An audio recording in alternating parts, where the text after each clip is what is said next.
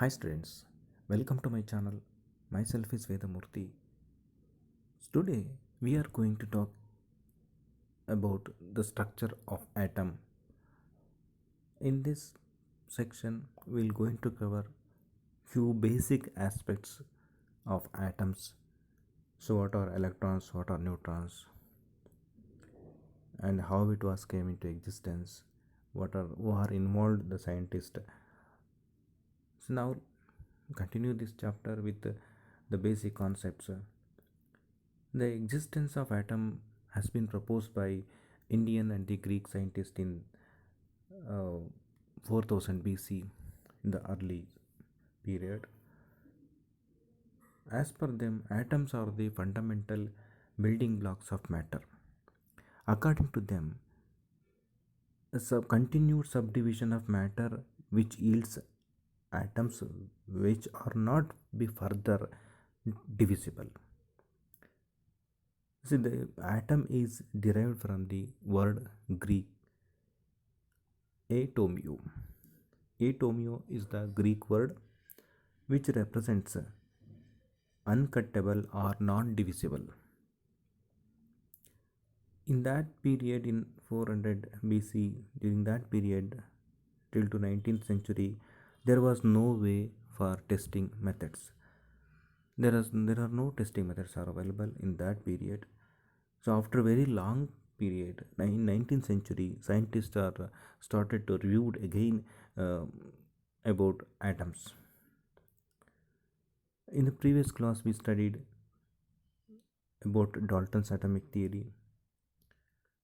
The first atomic theory, which was proposed by John Dalton in 1808, is Dalton's atomic theory. Atom has ultimate particle of the matter. According to Dalton atomic theory, he can able to explain the law of conservation of mass, law of constant composition, and law of multiple proportion. But he failed to explain the results of many experiments. For example, if you taking glass or ebonite, when you are rubbing it the silk or fur, you will get electrical discharge. This cannot be explained by his laws. In this particular unit structure of atom, we'll start with some experimental observations made by the scientist towards the end of 19th and beginning of 20th century. These established that atoms are made up of the subatomic particles, that is electrons, protons and neutrons, different from the Dalton's theory. The structure of atom was obtained from the experiments on electrical discharge through gases. A basic rule regarding the behavior of charged particle is like charges repel each other and unlike charges attract each other.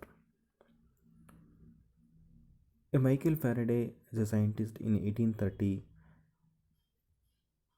He shown that electricity is passed through a solution of an electrolyte. A chemical reaction occurred at the electrodes, which results in the liberation and deposition of matter at the electrodes. These results suggested that the particulate nature of the electricity. Faraday began to study electrical discharge in partially evacuated tube known as cathode ray discharge tube. You can see in the picture here cathode ray discharge tube is there. So we'll how to make the cathode ray tube. The cathode ray tube is made of the glass containing two main pieces of metal called electrodes sealed in it. The electrical discharge through the gases obtained only at very low pressure and at very high low voltages. The pressure of different gases adjusted by the evacuation of the glass tubes.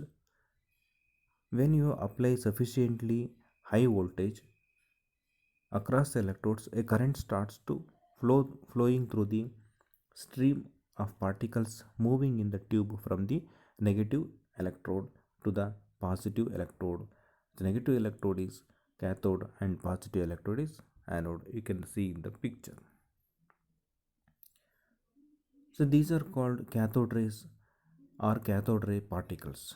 The flow of the current flow cathode to anode was further checked by making a hole in the anode and coating with the tube behind the anode with phosphorescent material like zinc sulfide.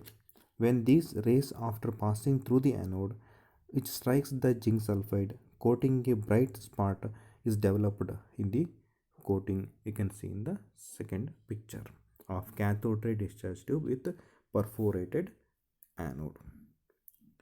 The results of these experiments are, we can summarize like this. The cathode ray starts from cathode and move towards the anode, and these rays themselves are not visible, but their behavior can be observed with the help of the certain kind of materials like phosphorescent or fluorescent. You can see in the picture which glow when it uh, hit by them. When the rays hit to the uh, phosphorescent or fluorescent, so it can glow. So that you can see in the second picture, fluorescent coating. Okay. In the absence of electric or magnetic field, these rays travel in straight lines. In the presence of electrical or magnetic field, the behavior of cathode rays are similar to that expected from the negatively charged particles, suggesting that the cathode rays consist of the negatively charged particles called electrons. The characteristics of cathode rays electrons do not depend upon the material of electrons and the nature of the gas present in the cathode ray tube. So, by this experiment, we can conclude that electrons are basic constituent of all the atoms. In 1897, a British physicist J.J. Thomson measured the ratio of the electrical charge. So, electrical charge can be represented as small e letter to the mass of the electron. Mass of electron can be represented by me. By using a cathode ray tube and applying electrical and magnetic field perpendicular to each other as well as to the path of the electrons. When you apply only electric, the electrons deviate from their path and hit the cathode ray tube at point A. You can that is observed in the third picture. The apparatus of the determine the charge to the mass ratio of the electron.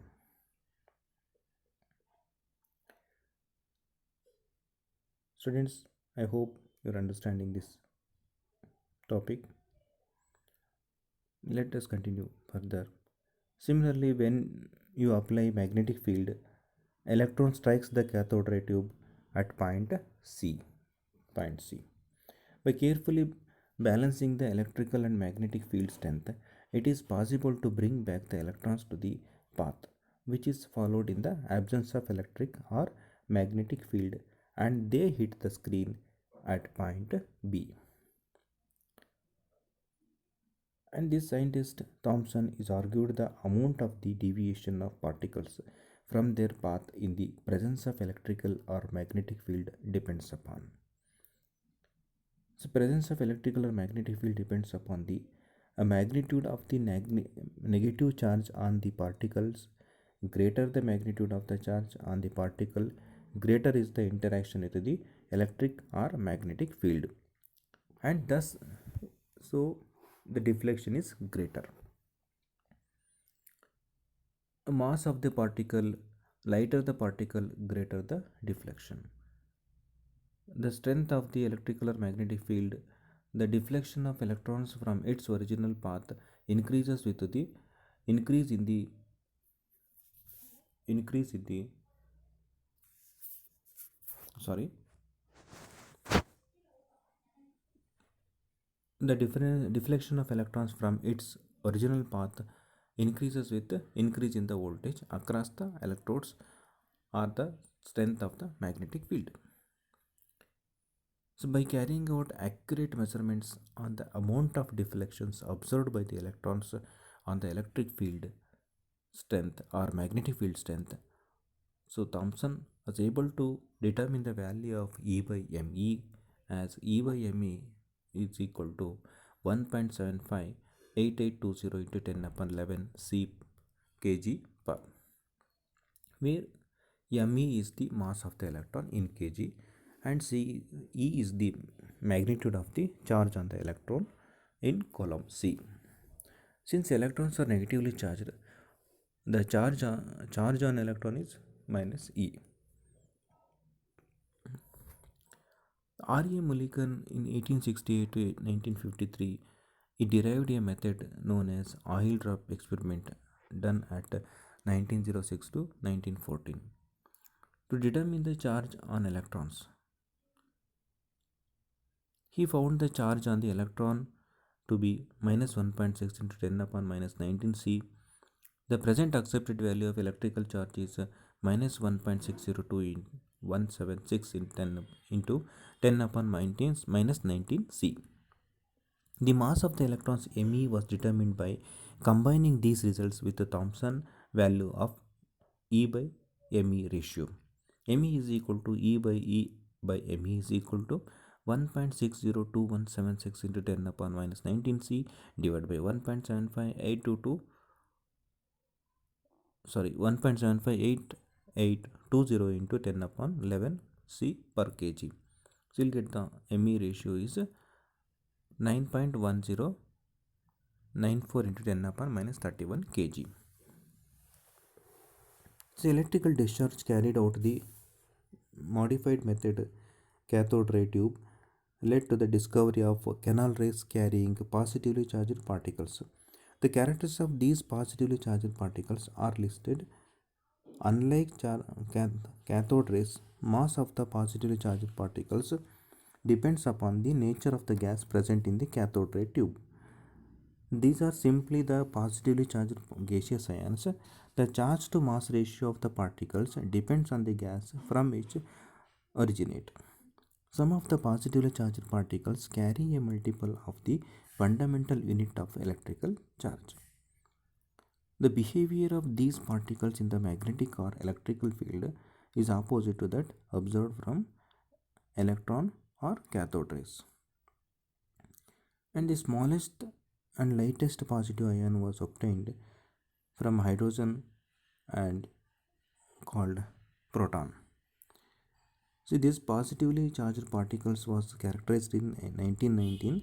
Later, a need was felt for the presence of electrically neutral particles as one of the constituent of the atom. So, these particles were discovered by Chadwick in 1932. See, he did this experiment bombarding a thin sheet of the beryllium by alpha particles. When electrically needed neutral particles having a mass slightly greater than that of the protons were emitted. So it's named as neutral particles. It's nothing but neutrons. Students, I'll end this video. Thanks for watching the video.